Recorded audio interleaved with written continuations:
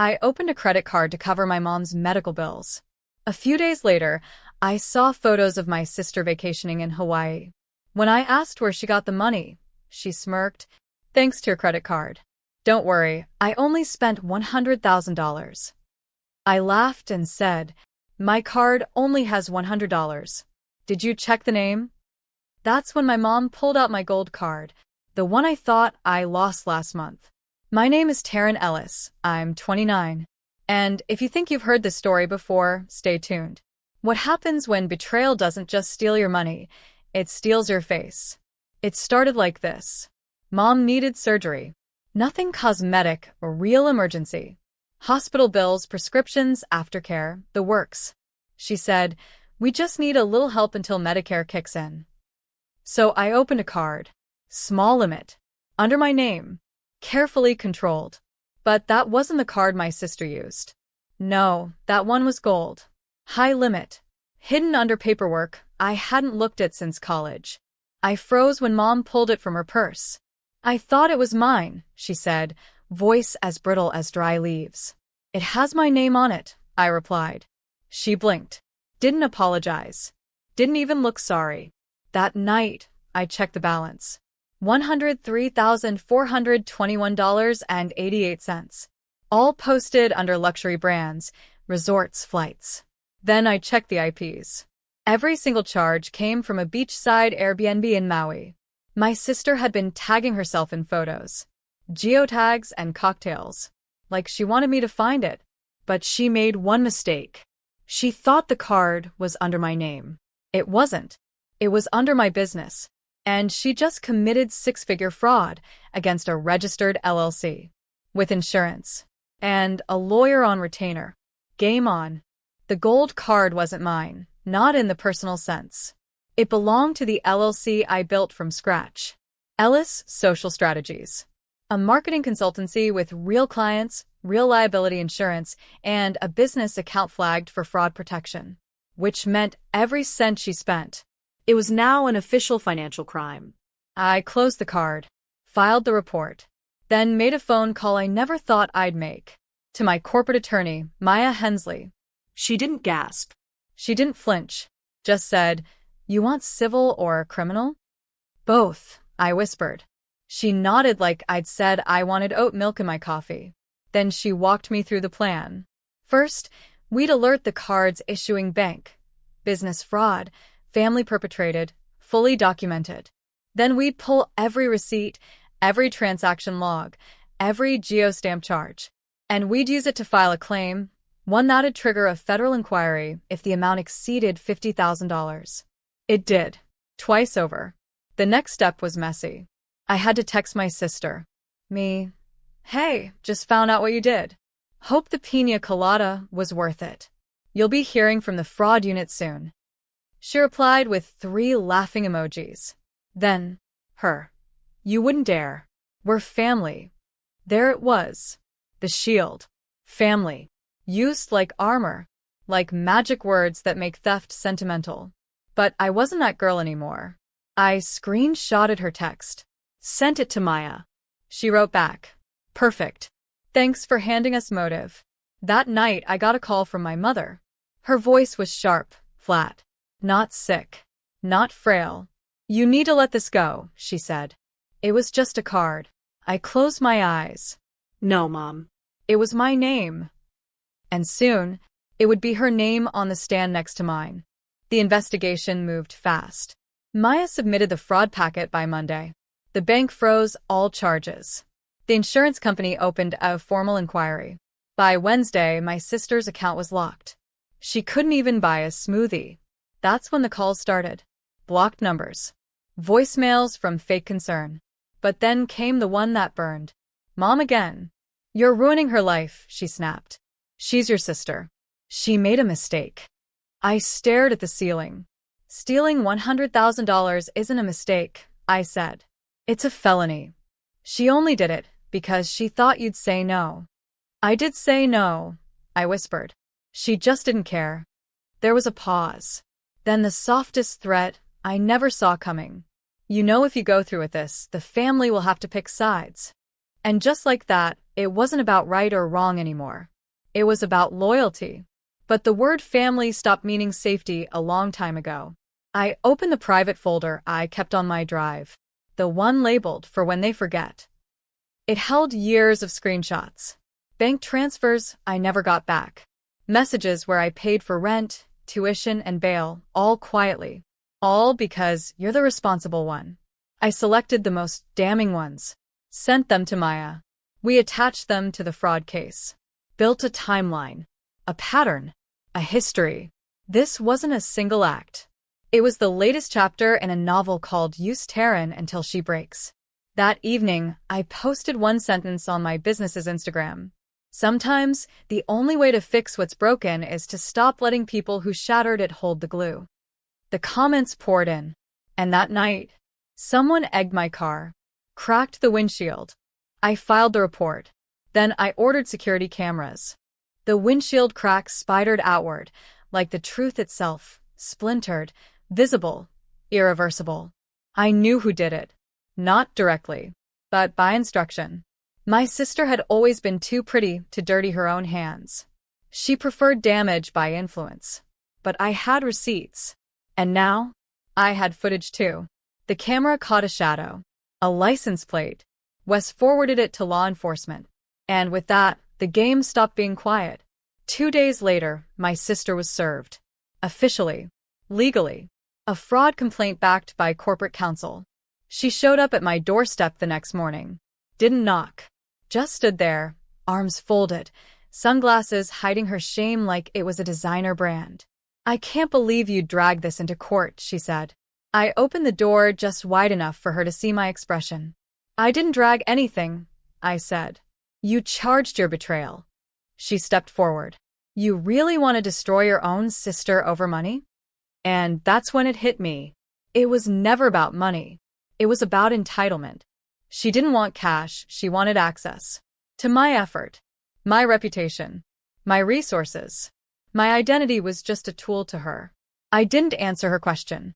Just handed her a copy of the subpoena and said, You have 10 days to respond. Or it moves to court. Then I closed the door. She screamed at the wood. Called me selfish. Called me cold. But that night, I slept better than I had in years. Because choosing peace doesn't always mean avoiding conflict. Sometimes, it means finally being willing to confront the war you've pretended wasn't happening. And I was just getting started. Her silence was loud after that. No texts. No threats. Just the quiet before the paperwork storm. Because while she stayed busy pretending I didn't exist, my attorney stayed busy proving I did, and that she'd impersonated me with full financial intent. The bank forwarded us more data. Time-stamped IP addresses. Device logs. A flagged login attempt from her apartment the day she, accidentally, activated the gold card. Maya smiled when she saw it. That's the nail. And then came the second blow. The insurance company issued a formal response. Claim approved. Full fraud protection enacted. Charges refunded. Account cleared. My business account returned to normal, but the case didn't. Because once insurance pays out, the company has the right to pursue the thief for restitution. And now they were. Not just me. Them. She wasn't facing just a lawsuit from her sister. She was facing financial recovery from a billion-dollar insurance provider. And suddenly, she remembered how to beg. I found her email at midnight. Subject, Please, Taryn. She wrote like a martyr. Said her life was falling apart. Said she was going through things when she took the card. Said mom was sick and she panicked. Funny, she didn't look panicked sipping Mai Tais in Maui. She ended with, If you drop the case, I'll pay you back. Swear on everything. I replied with one sentence. Pay the insurance company, they own the debt now. No response. But 2 hours later, I got a new email. From my mother. It read, What kind of daughter ruins her own family for the sake of proving a point? I didn't answer. Because what kind of mother lets one daughter rob the other blind? And calls it loyalty? The case went public faster than I expected. I hadn't told anyone outside legal. But somehow, the story leaked, maybe a bank employee, maybe her own guilt. All I knew was, My name was suddenly in hushed whispers at the office. And hers? In headlines. Woman faces $100,000 fraud accusation after using sister's business card for Hawaiian vacation. The photo wasn't even flattering. Sunglasses on her head, cocktail in hand. Still looked smug. My mother texted again. You've embarrassed this family enough. Haven't you done enough damage? I almost laughed. I embarrassed the family? I opened a credit card for medical bills. They turned it into a free-for-all. The only thing I was guilty of was telling the truth out loud. Maya called that night. She sounded lighter than usual. The insurance company's pursuing civil restitution.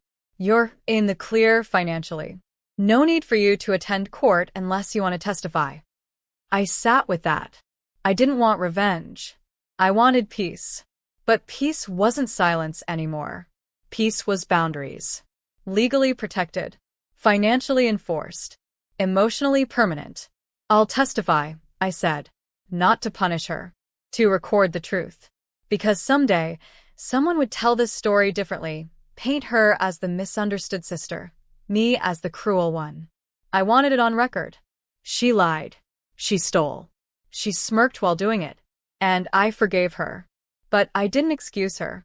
That night, I poured myself tea in the mug she gave me last Christmas. The one that said best sister ever. I dropped it in the trash. Didn't slam it. Didn't cry. Just let it fall quietly, the way all false things should. And in that silence, I felt something I hadn't in weeks. Freedom. The courthouse was cold. Not just the air, but the energy. My sister sat across the room, flanked by her lawyer and draped in fake humility. No more sunglasses. No more beach selfies. Just a beige sweater and a carefully chosen frown. She didn't look at me once. The judge asked the usual questions. Maya handled most of it. But when the prosecutor asked if I'd like to speak, I rose. Not with rage. With clarity. I'm not here for revenge, I said. I'm here to reclaim my name. I told the court about the bills I paid. The card I opened for a mother's care. The moment I saw the Hawaii photos. And how the laughter in those pictures sounded louder than any apology ever sent. I ended with this. She didn't steal money. She stole trust. She took my face, my credit, and wore it like a mask to buy a vacation. The courtroom stayed silent. And when I sat down, I felt no fear. Because this time, I hadn't swallowed the betrayal. I'd spoken it. The ruling came swiftly. She was ordered to pay restitution, not to me, but to the insurance company. Her assets would be monitored. Any attempt to open new lines of credit would trigger a report. Legally bound. Publicly documented. Financially cornered. Outside the courthouse, I walked past her. She whispered, "Are you happy now?" I stopped. "I'm whole now." She scoffed. "You think this makes you better than us?" I turned fully, looked her in the eyes. "No," I said. "It just makes me free from you." Then I walked away. That night, I closed the last tab on my laptop. Fraud reports. Bank statements. Insurance claims. I clicked archive. Then I opened a new one. Labeled it. Boundaries. Do not share. Closure didn't come in court. It didn't come in payouts or frozen accounts. It came in quiet choices. I blocked her number. Deleted my mother's contact too. Not out of anger, but necessity. Because healing isn't a door you open for guests who set your house on fire. The weeks that followed were calm. Uneventful even. No more emergencies. No more fake apologies wrapped in birthday invites. I used the refunded funds to hire a financial advisor. Open new business accounts with tighter protocols. Set alerts for even the smallest charges. I'd learned that betrayal doesn't always wear a ski mask. Sometimes, it wears your last name. One afternoon, I walked past a jewelry store. In the window, a gold bracelet. Simple. Clean. Mine. Not the one my sister once borrowed and never returned. Not the one I found in her Instagram photos 3 years ago. This one? Bought with my own card. With my name embossed on the receipt. As I slipped it on, I remembered something my grandmother used to say. The people who love you shouldn't make you prove it. I used to think that meant I had to earn love. Now I understood. Love isn't tested through sacrifice. It's revealed when sacrifice isn't needed. I walked home, bracelet light on my wrist, phone silent in my pocket. At my front door, I paused. No broken glass. No eggshells, real or emotional. Just space. And peace. And a version of myself I hadn't met in years. Whole. Unapologetic. And finally unhooked from the belief that forgiveness means reunion. It doesn't. Sometimes forgiveness means closing the ledger, not forgetting the debt, but choosing never to let it drain you again. And this chapter? On Easter Sunday, my mom handed my sister the keys to a brand new $75,000 SUV. The crowd clapped. Cameras flashed. Champagne bottles popped. Then she turned to me, grinning, and held out an envelope. It was thin, Light. labeled The Outsider. Inside was a single sheet of printer paper, blank, except for one line. You'll understand someday. I didn't cry. I didn't flinch. I just looked up at her as she tilted her head and said, "So, how does it feel to always be the backup?" I took a breath, and I smiled. "Let's see how you manage without the $7,000 I send every month." Her face changed. Sister's laugh caught in her throat. Dad blinked, confused. I dropped the envelope, turned, and walked out of the celebration. No drama. No scene. Just silence loud enough to rattle every glass in that luxury kitchen. My name is Tessa Marlowe. I'm 33. And if you think you know how this ends, stay tuned. What happens when the family you kept afloat tries to drown you, and you learn to swim alone? Because sometimes the most dangerous person at the table isn't the one screaming. It's the one quietly rewriting the menu. And I had just deleted my mother from the budget. That night, I turned off my phone. Not out of pettiness. Out of peace. Because for the first time in years, I didn't owe them anything. No explanations, no deposits, no rescues. Monday morning, I skipped my usual bank transfer. The $7,000 that usually paid off Mom's mortgage, sister's credit cards, and Dad's silent medical bills stayed in my account. And I sat in a quiet coffee shop, tasting the luxury of saying no. By Tuesday, the messages started. Missed calls. Group chat pings. Even Ezra, my sister's golden retriever of a fiancé, texted, "Hey, your mom's been asking for you. She said it's serious." I didn't reply. By Wednesday, things escalated. An urgent email from my sister titled, "Emergency. Call now." Inside, just one sentence. "You can't seriously be doing this." "No, please." "No, we're sorry." Just panic disguised as pride. I deleted it. Then Thursday came. At 12:47 a.m., a knock rattled my apartment door. I froze. Another knock. Louder. Then a voice. "Tessa, it's me." Mom. Her voice was thin, shaky, the kind you fake when you need something. We need to talk about the house." I didn't move. Not yet. Because the woman who once gifted my sister a luxury SUV while handing me an insult was now standing on my welcome mat. But this wasn't a confrontation. Not yet. This was the sound of entitlement collapsing under its own weight. And I was going to watch it fall, one brick at a time. I didn't open the door that night. I just watched her through the peephole, pacing, rubbing her hands, muttering to herself like a woman rehearsing a sales pitch.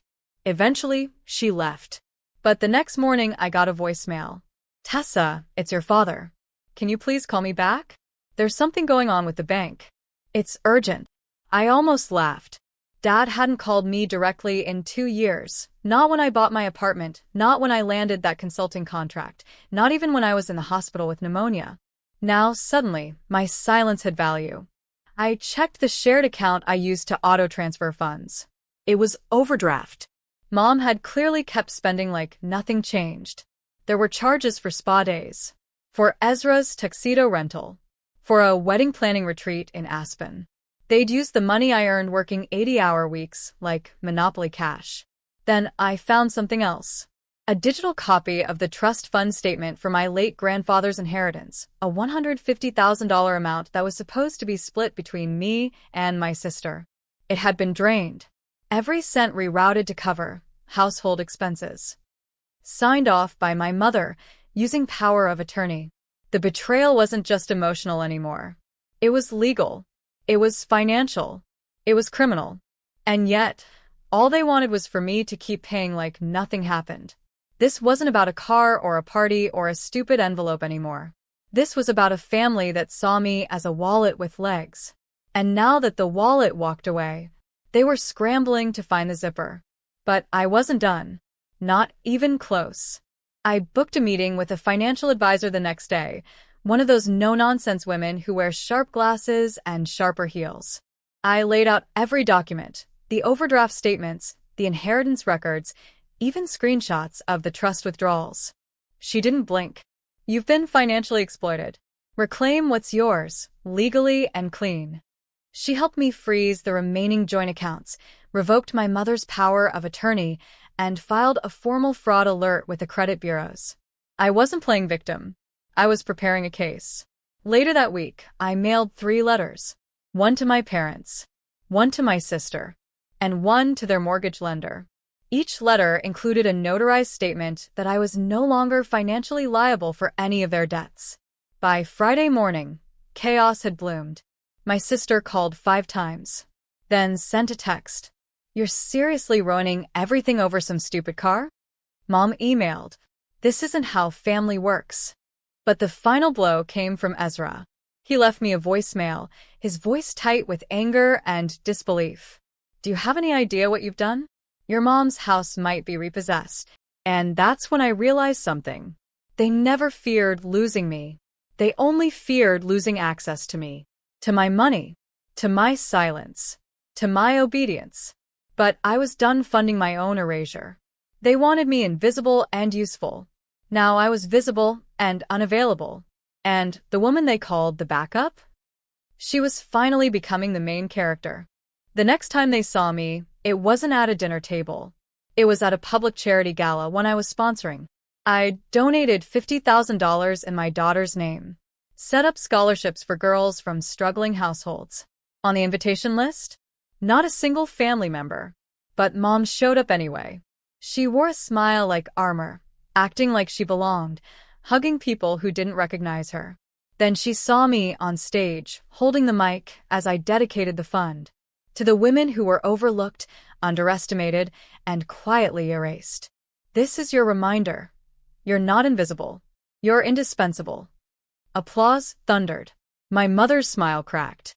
Afterward, she cornered me in the hall. Her voice low, urgent. "You're embarrassing us. Ezra's wedding is next month. Just come. Just be normal." I looked her dead in the eyes and said, "I hope he enjoys his gift. I used the money you stole from my inheritance and turned it into something unforgettable." Her jaw dropped. She hadn't even realized I knew. Behind her, a reporter from the local newspaper waited to interview me about the scholarship fund. "Excuse me," I said to my mom. "Some people actually value what I have to say." That night, they tried to smear me online. Subtle digs. Passive-aggressive comments. Accusations of being dramatic, unstable, selfish. But I had screenshots, Receipts. legal records. And more than that, I had peace. The same girl who was once labeled the outsider was now untouchable, not by revenge, but by evolution. The storm didn't end with whispers. It ended with paperwork. I walked into a downtown law office the following Tuesday, holding a thick manila folder. Inside, a full audit of the inheritance my grandmother left me. The one my mother had claimed was tied up in taxes. Turns out it had been liquidated 8 years ago. By her. She used it to buy that $75,000 SUV. To fund Ezra's college tuition. To renovate the lake house, she claimed came from savings. There was even a forged signature on a withdrawal slip. I handed the folder to a lawyer named Camille, a pit bull in pearls, and watched her eyes darken as she flipped page by page. "We have a case," she said. "A strong one." And that's when I made the final decision. I wasn't just walking away, I was pressing charges. For fraud. For identity misuse. For breach of fiduciary duty. The next morning, my family's group chat exploded. Ezra, how could you do this to your own mom? Mom, I only did what was fair. Aunt Lila, you always love drama. This is too far. Me, tell it to the judge. Then silence. Until noon. A text from Mom. Let's talk. Privately. Please. But I didn't reply. Instead, I posted a single photo online. A screenshot of the court filing, blacked out names, just the heading visible. Caption. Some things aren't family matters. They're felony matters. By sundown, Ezra had deleted his LinkedIn. Mom locked down her Facebook. And I got a DM from a girl I hadn't spoken to since high school. You were always the quiet one. I'm so proud of you. It was Easter Sunday again, a full year since the SUV incident. I got a card in the mail. No return address. Inside was a photo of my mom, Ezra, and my aunt holding up signs that said, "Family forgives. Let's heal. Come home." Taped to the bottom was a check for $7,000. The exact monthly amount I'd stopped sending. Guilt, gift-wrapped. But here's the thing, I wasn't the same girl who used to beg for belonging. I was the woman who built a life on her own terms, and had the scars to prove it. So, I didn't cash the check. I framed it. Later that evening, they pulled one last card. A surprise family intervention. They showed up at my apartment unannounced. Mom crying. Ezra pacing. Aunt Lila holding a folder. We drew up a contract. Aunt Lila said, "We'll pay back some of the money. Let's just fix this." I asked, "Why now?" Ezra looked at the floor. "Because I'm running for a local council seat. And your lawsuit makes things messy." There it was. Not remorse. Just reputation management. I stood silent for a full 10 seconds. Then I turned, pulled a file from my desk drawer, and handed it to them. It was a withdrawal letter. From the family trust. From the group chat. From the legal mediation. From every agreement tying me to them. You want forgiveness? Start with the mirror. I opened the door. And if you ever want to speak to me again, try showing up for something that isn't about money. They left in silence. But for the first time, I didn't cry when the door shut. I smiled. I didn't post a clapback. I didn't blast them online. I didn't even cancel the check, though I could have. Instead, I built something better. That spring, I used the $7,000 they mailed to start a microgrant fund, one that helped women escape toxic family dynamics and start over. First month, 2 applicants. By summer, over 60. Each story reminded me, I wasn't alone. I wasn't crazy. And I wasn't bitter. I was awake. I changed my last name. I changed my locks. I changed my definition of family. On the anniversary of the SUV betrayal, I hosted a quiet dinner at a local community center. No streamers. No drama. Just 13 women who'd been left out, let down, or locked out, now rebuilding. We toasted with lemonade. Someone played Nina Simone in the background. And when they asked how I pulled through, I said, I stopped waiting for my family to love me right and started loving myself loudly. The next morning, I received one final message. It was a handwritten letter from my mom. You were always the smart one, the strong one. I just didn't want to see it. I know we've lost you, but I hope you never feel lost again. I folded the letter gently. Not to forgive, not to forget, just to file it under closure. Then I lit a candle, opened the windows, and breathed. Deep, slow, free. They used to call me dramatic. Now, they just call me gone. I didn't burn bridges. I built boundaries. And on the other side of them, I found peace, purpose, and a version of myself that no one could silence again.